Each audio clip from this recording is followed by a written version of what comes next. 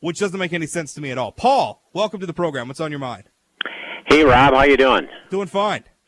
Say, Rob, I hate to switch topics because I know Sure. you're having a riveting discussion about the police, sex, and meth and things like that. But I just happened to read your most recent column here in which you quote somebody named Corey Esslinger about the Fargo School Board fails to explain need for additional mills. Yes, sir.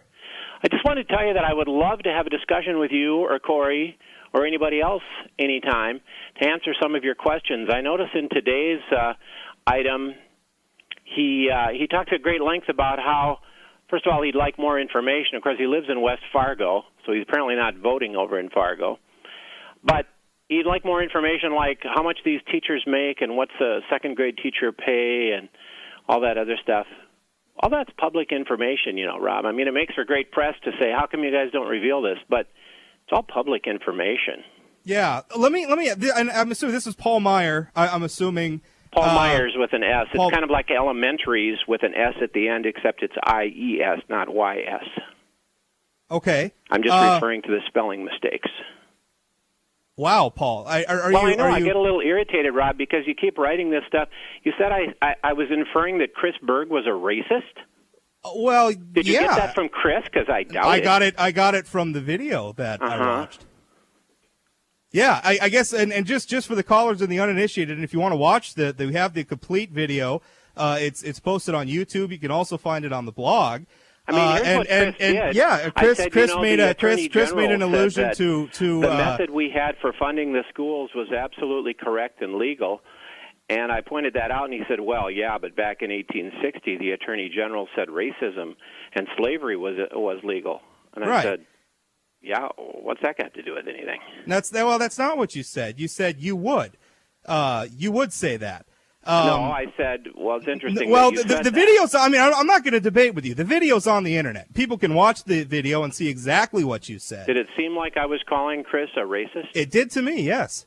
Well, it did to you, but there's, of course, not exactly the litmus test, is it? Well, it not just me. I mean, there were thousands of people who read that post who, and a lot of them, you know, judging by some of the comments and the feedback that I got, a lot of them feel the same way. Mm-hmm. And I'm wondering why it is, because you seem to be just a drink after the show. I'm sorry? I said Chris didn't feel that way. Okay, well, that's up to Chris. I tell you what, I got to take a break, Mr. Meyer, because we're up against it. But Sure. You want to hold through the break and discuss this more? You know, not today, but I would love to talk to you because you keep hurling all this stuff out here, and you know, somebody has to stand up to the media bullies, and that's what you guys are. I think I'll do it. I think it takes a lot of gumption for somebody who has said some of the things that you have on social media to call someone like me a bully. I'm really, quite frankly, kind of astounded by that. But I guess that if you think education is expensive, you should try ignorance. Well, that and among other things, some of you have any idea where that quote came from? I know exactly where it came from. It's originally a Mark Twain quote.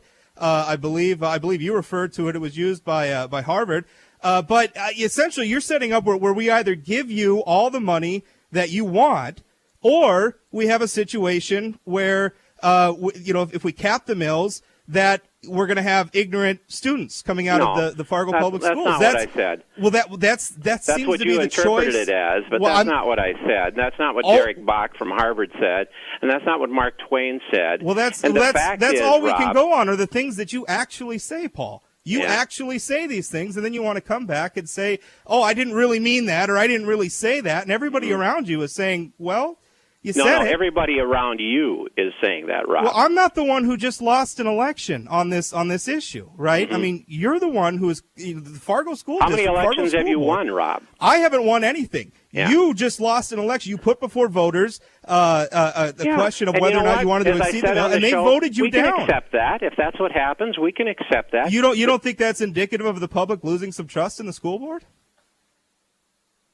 I think it's indicative of the public feeling that in this particular case, that group of people a total of 6,000 people. About 890 people more voted no than voted yes, and I think they made their feelings known, and we have to live with that. But we don't have to put up with your insinuations and your twisting the facts.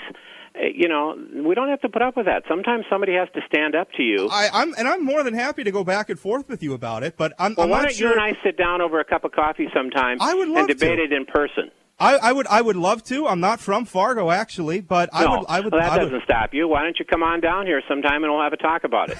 You feel like you're kind of asking me to meet you by the bike rack.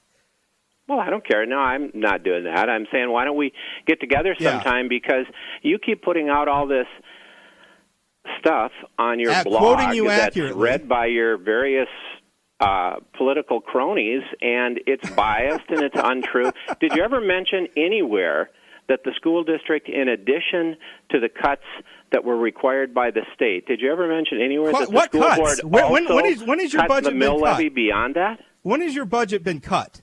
What have you cut out of your budget? We cut 31 mills. What have you cut in terms of spending out of your budget?